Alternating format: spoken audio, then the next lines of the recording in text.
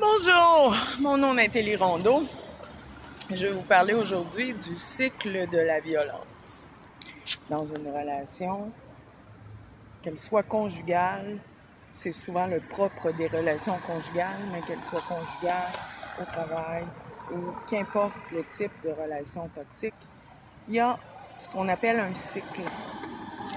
Une roue qui tourne, composée de, en général, 4 sphères, 4 périodes, donc qui reviennent de façon cyclique dans une relation. Donc, au début de toute relation, il y a ce qu'on appelle la période lune de miel. C'est-à-dire, je veux plaire, l'autre veut plaire, je veux séduire, l'autre veut me séduire. Donc, on essaie d'être attentionnés l'un à l'autre, de pas trop faire de vagues, de pas trop montrer qui l'on est véritablement dans nos défauts, dans nos faiblesses, dans même nos intérêts. On essaie de faire des concessions, des compromis, compromis qui seront, s'ils sont faits de façon trop intense, ne seront pas durables, évidemment, puisqu'on endigue un petit peu notre personnalité, notre identité. Donc,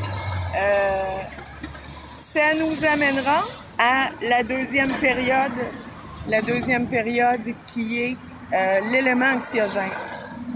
Donc, à un moment, il y a quelque chose qui fera plus notre affaire de l'autre, où l'on va vouloir, après un certain temps surtout, après les 2 à 3 premiers mois, on va vouloir recouvrir notre personnalité, notre identité et mettre nos pieds à terre, donc reprendre un petit peu le terrain qu'on a cédé. Donc, il y aura un élément anxiogène, un élément déclencheur. Ça peut être, elle a pas mis le bouchon sur le shampoing, j'ai passé outre pendant trop longtemps. Là, maintenant, ça suffit. Je vais lui faire comprendre que ça fonctionne pas. Ou à l'inverse, ça pourrait être dans l'autre sens. Bon, elle joue au hockey avec ses amis, je l'ai laissé aller, j'ai rien dit. Mais là, ça me tape ses nerfs, puis j'allais dire ma façon de penser. Donc, il y a un élément qui, de toute façon, on a passé par-dessus, nous irrite, vient nous chercher. Donc, on appelle l'élément anxiogène, qui, lui, va mener sur une période de conflit inévitablement, qui va appeler une sérieuse confrontation. Donc, on va devoir s'en parler, se le dire. Et plus on accumule, si on a accumulé, par exemple, dans les 2-3 premiers mois, plus le conflit va être difficile à gérer. Donc, suite au conflit, évidemment, si j'ai craché mon venin, si j'ai craché mon insatisfaction, si c'est l'émotion qui a parlé et non la raison, je vais devoir, à un moment donné, revenir à une période de calme, rationaliser tout ça. Donc, va s'en suivre une période de remords. Peut-être que j'aurais pas dû, peut-être que je suis allée un peu trop fort, peut-être que c'était trop intense. Donc, la troisième période, la période de remords, va rappeler une autre période de lune de miel. Va s'en suivre une autre période de lune de miel. J'essaie de me racheter, je vais essayer de faire des efforts et ainsi de suite. Donc, je cède du terrain encore, je concède, je fais des compromis. Je refuse de voir les petites lumières en dedans qui me disent « ça ne fonctionne pas ». Je crois qu'on peut y arriver, qu'on peut régler la pensée magique. On peut régler les choses, on peut améliorer la situation. Donc, je me ressaie encore. Et l'on revient à la période de lune de miel où on va voir naître un anxiogène qui, lui, va appeler une période de conflit et ainsi de suite. Donc, Ce qu'il faut savoir de ce cycle de la violence, c'est que plus la relation perdure, relation toxique, plus évidemment les périodes, les bonnes périodes de lune de miel, vont diminuer dans l'espace-temps, c'est-à-dire dans la durée également. C'est-à-dire que on va voir apparaître plus d'anxiogènes, de conflits, moins de remords, moins de lune de miel, pour, au final, si l'on maintient la relation qui est malsaine pendant plusieurs années, pendant plusieurs mois, pendant plusieurs années, pour, au final, ne connaître que des périodes anxiogènes, des conflits. Période anxiogène, reproches, conflits. Puis, on va voir disparaître, évidemment, la période lune de miel. Puis, on va voir disparaître également le remords. Parce que ces incidences-là, en durée longue, auront généré chez nous du ressentiment, une espèce de haine, de mépris de l'autre pour ces quelques gestes qui ont été posés et qui reviennent. Donc, on va vouloir changer l'autre, on va vouloir essayer de croire que la relation a des chances de fonctionner, malgré les signes évidents que ça ne fonctionne pas. Ce qu'il faut comprendre également, c'est que lorsqu'il y a rupture ou pause, on dit souvent oui, mais il a changé, la relation s'est terminée, on a pris une pause, on a pris du recul, il a compris des choses, il a ou elle a changé. C'est encore une fois une pensée magique. Donc, deux personnalités que l'on essaie de croiser, de mettre ensemble, qui ne fonctionnent pas, qui sont incompatibles, tôt ou tard, ça va s'effriter. Ce qui va se passer si on accepte de croire que l'autre a changé, tout ce qu'on a fait au fond, en se donnant une seconde chance, malgré les signes évidents que ça n'allait pas, c'est de ramener le cycle à son entièreté, de ramener le cycle à sa phase initiale. C'est-à-dire, si on se remet en couple une seconde fois avec le même individu, ce qui va se passer, c'est que vont revenir les périodes de lune de miel à la même durée initiale, à peu près, quelques jours, quelques semaines, pour, à un moment ou à un autre, ramener un élément anxiogène, puis le conflit, etc. Et si l'on poursuit une deuxième fois en durée, on va connaître invariablement la même situation, c'est-à-dire conflit, élément anxiogène, conflit, élément anxiogène, conflit, ça ne fonctionnera pas. Donc, est-ce qu'une relation peut fonctionner, une relation qui n'a pas fonctionné initialement une première fois, est-ce qu'elle peut fonctionner une seconde et une troisième fois, ou même une quatrième fois? Non. Non, et je suis formelle, je le répète, non. Si ça n'a pas fonctionné une fois, ça ne fonctionnera pas deux fois. À moins. Et ce sont des cas d'exception. À moins, bien sûr, qu'il y ait un travail majeur d'introspection de part et d'autre. Et ce travail d'introspection-là ne peut pas se faire dans le cadre du couple. Donc, par exemple, une longue thérapie à l'extérieur.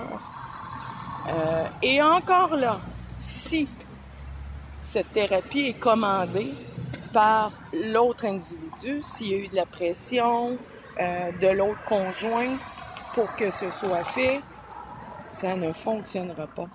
Il faut d'abord que, en tant qu'individu, personnellement, je prenne conscience de mes lacunes, je prenne conscience de mes difficultés à gérer certaines situations et que je prenne la décision.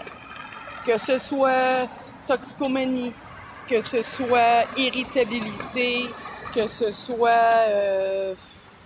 qu'importe la raison, il est impératif d'en prendre conscience soi-même.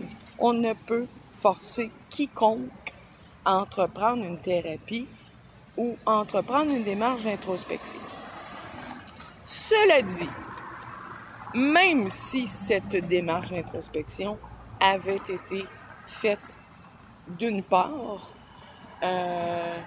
ça ne veut pas dire que ça fonctionnerait avec l'autre individu qui également devrait faire cette démarche-là lui-même. Parce que si un individu, il y a l'individu qui offense et l'individu qui accepte d'être offensé.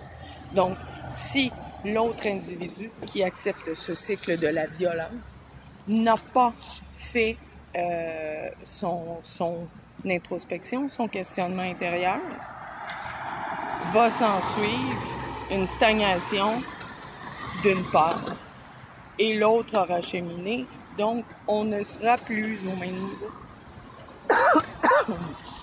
Pardon. Et on voudra rappeler les comportements d'une zone qui était relativement confortable pour nous. Parce qu'il ne faut pas oublier que s'il n'y avait pas d'avantage au jeu de dominé-dominant, au cycle de la violence, ça n'existerait pas. Donc, il y a une certaine game de pouvoir que l'on voit aussi chez les animaux. Un certain jeu de domination qui ont, pour qui n'est pas bien dans sa peau, de certains avantages.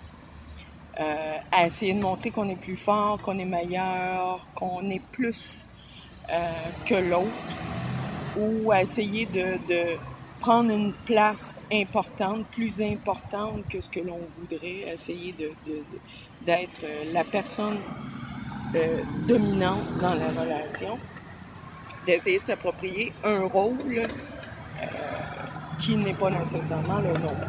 Donc, essayer de s'affirmer et peut-être souvent, la majorité du temps, très, très, très, très, très mal, de la mauvaise façon.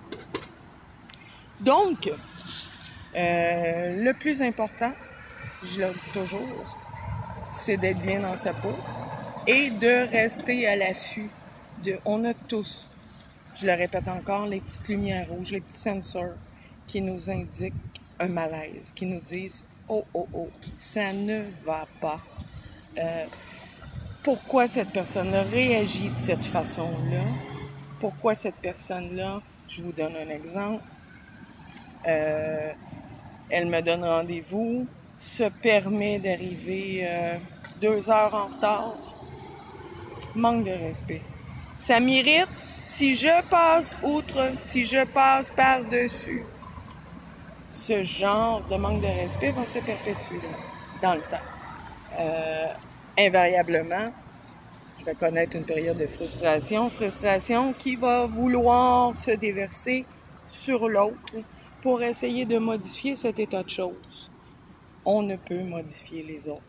Donc, l'important, c'est d'être solide soi-même dans son estime, dans son désir, dans ce que l'on souhaite obtenir.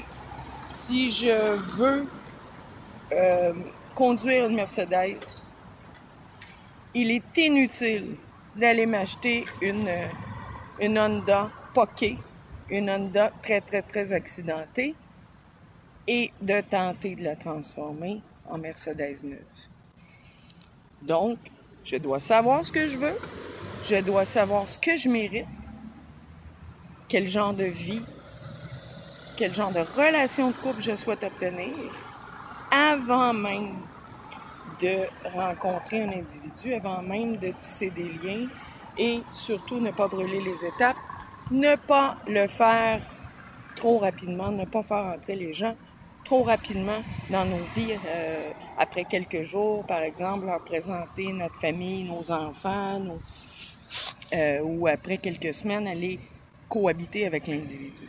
Donc, l'important, c'est de prendre son temps, de savoir ce que l'on veut précisément, de mettre notre propre vie à l'heure, de se poser nous-mêmes les bonnes questions, personne n'est parfait, pour obtenir les bonnes réponses et pouvoir aller de l'avant ensuite en ayant une bonne communication dans notre relation au fur et à mesure, ce qui aura pour effet d'éviter le non-dit, d'éviter l'accumulation de frustration et d'éviter que ces périodes du cycle de la violence, lune de miel, éléments anxiogènes, conflits, remords, d'éviter que ne s'enclenchent ces périodes du cycle de la violence.